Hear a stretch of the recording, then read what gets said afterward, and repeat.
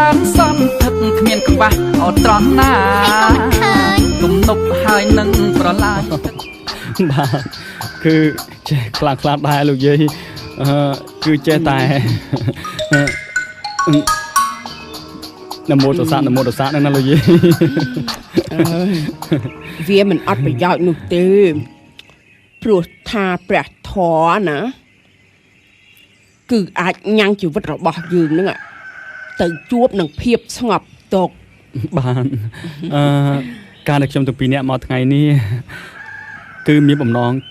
ចង់សួរលោកយាយថាបើសិនជាលោកយាយមានអ្វីដែលខ្ញុំជួយនោះខ្ញុំពិតជាជួយបានដូចជាកាប់កោះដីភ្ជួរស្រែគឺជាជំនាញរបស់ចៅហើយដល់នឹកឃើញថាលោកយាយមានតែពីរអ្នកចៅស្រីនេះបានជាខ្ញុំចេះតែណិតចង់ជួយទៅលោកយាយអើយបើបានអញ្ចឹងនោះណាយាយអរគុណច្រើនណាស់ព្រោះថារាល់ថ្ងៃនេះណាមានតែនាងតីម្នាក់នឹងឯងតែមើលទៅដូចជាមិនគ្រប់ទឹកទៀតតែនេះដោយសារតែយាយនេះណាដាស់តឿនគេនឹងព្រឹកល្ងាចទើបបានជាគេអាចធ្វើអ្វីបានតែអ្វីដែលកែមិនឡើងនោះណាគឺបើអង្គុយត្រង់ណាហ្នឹងគឺត្រូវតែដេកលក់ត្រង់នឹងឯងថ្ងៃមុនណាមួយទៅមើលទូរទស្សន៍ផ្ទះគេជាប់នេះហើយក៏ដេកលក់រហូតដល់ទូរទស្សន៍ហ្នឹងមើលគេវិញអូយខ្មាស់គេណាស់តែមិនដឹងថាត្រូវធ្វើយ៉ាងម៉េចព្រោះថាឪពុកម្ដាយគេនោះស្លាប់ចោលតាំងពីគេនៅតូចម្លេះប៉ុន្មានហើយលោកយាយគ្រួសារមួយនេះមើលទៅគួរអាណិតខ្លាំងណាស់ហេតុដូច្នេះបានលោកយាយមានអ្វីឲ្យចាជួយធ្វើនោះចៅពិតជាអាចធ្វើបានលោកយាយតែក្រែងលោកវាមិនអាចនៅក្បែរនឹងតីបានណាពីព្រោះថាក្មេងនេះវាមិនស្គាល់ទៀបខ្ពស់អីនោះទេ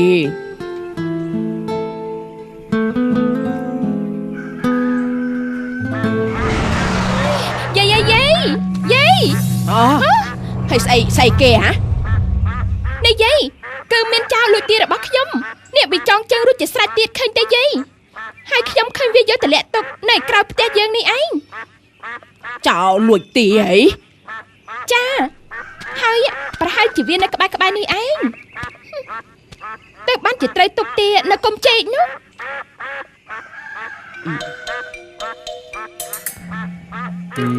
ម៉ែគឺពួកខ្ញុំទៅពីនេះអត់ដឹងអីទេលោកយាយអូមែនហើយកាលពីថ្ងៃមុនខ្ញុំឃើញផ្លាស់របងចូលត្រង់ទារបស់ខ្ញុំហើយខ្ញុំក៏ទៅតន់តែថ្ងៃនេះច្បាស់ហើយថាចាប់ទាខ្ញុំចង់ជើងរួចហើយក៏ចូលខ្លួនមកធ្វើជាល្អជាមួយយាយរបស់ខ្ញុំនេះទាខ្ញុំបាត់ស្ទើររាល់ថ្ងៃអើយអ្នកនាងយល់ច្រឡំហើយខ្ញុំមកតាមផ្លូវមុខនេះតើ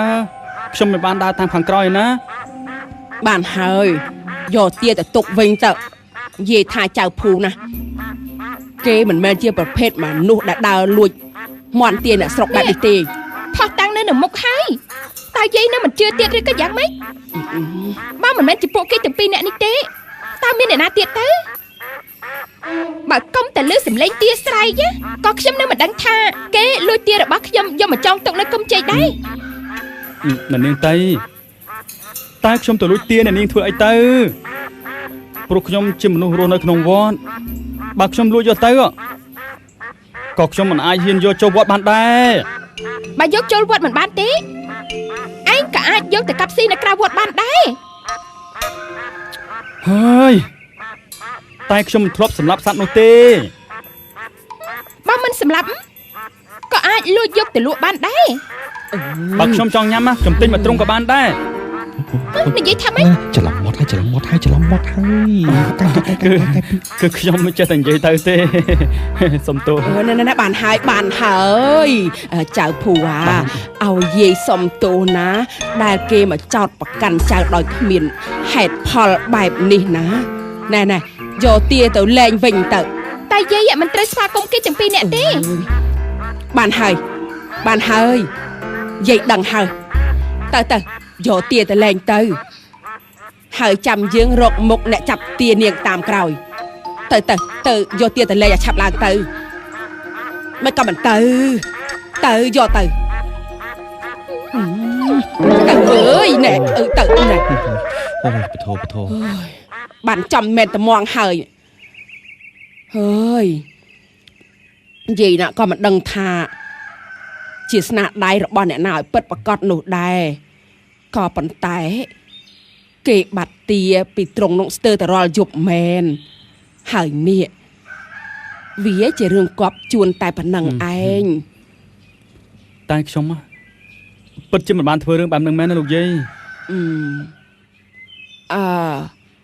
hơi cho nè nà thà តែនៅនាងតៃបែរជាមកចោតប្រកាន់ពួកខ្ញុំទៅវិញ cho gì prap hơi ta thả vía mình cộp tật nụ ấy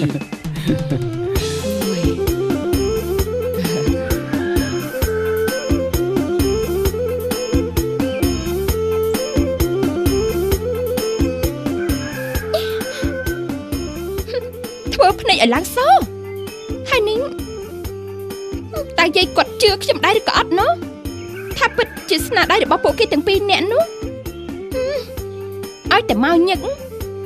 គឺនៅតែមានស្នៀតទៀតព្រោះខ្ញុំពិតជាមិនចង់ឃើញមុខគេទេ ទំនប់ហើយនឹងប្រឡាយទឹកមើលមានច្រើនសន្តិទឹកគ្មានខ្វះអត់ត្រង់ណាអត់ត្រង់ណា មានមិនខ្វះមែនណា មិនថាប្រាំង មិនចាំបាច់អនោះទេព្រោះលោកយាយបានឲ្យខ្ញុំនេះមកជួយការងារនៅផ្ទះនាងតៃហើយ យ៉ាងម៉េច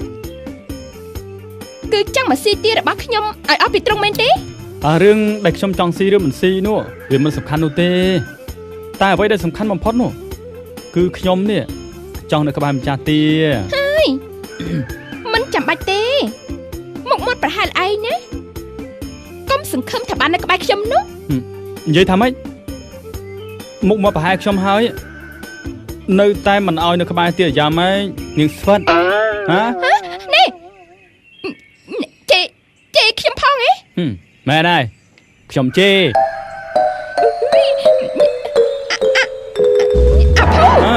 អាយុបងខ្ញុំឯណាកុំមកហៅខ្ញុំអាម្យ៉ាងខ្លួនជាស្រីមកហៅមនុស្សប្រុសថាអាមិនកើតទៅនាងស្វិត តែឯងមកជេខ្ញុំមិន អ្នកណាប្រើឲ្យធ្វើល្បិចចាប់ទា